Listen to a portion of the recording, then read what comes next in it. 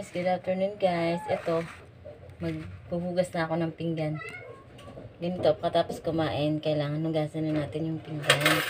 Huwag na natin ibabad na matagal sa lababo. Okay guys, kasi parang hindi siya magkaroon ng mga mikrobyo, dapuan ng langaw, o kaya ng daga, di ba?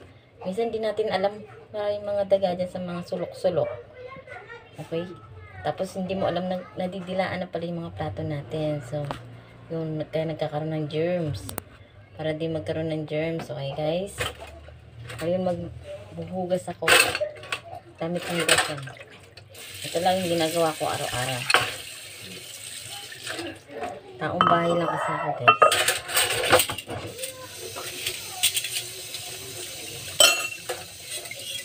And to serve water, syempre, hinaan nyo lang. Ito. Malakas.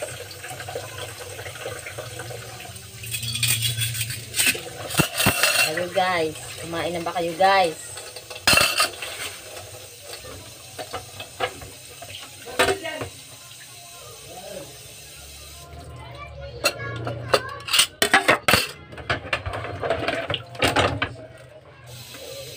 Ito laging ginagawa ko kung nasa bahay ako.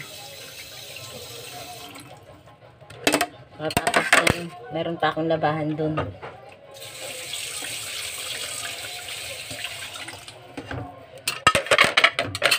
Asikasuhin ko pa tapos na ba. Ganyan lagi. Daming lagi. Okay guys, ito naman tayo sa aking labahan. Okay, nag-alis lang ako ng dumi sa plato. Yan.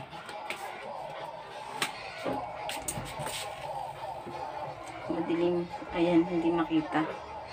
Madilim guys. Nandito na tayo sa CR. Nandito kasi yung washing ko.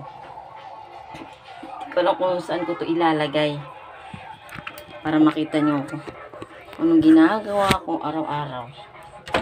Pag nasa bahay ako.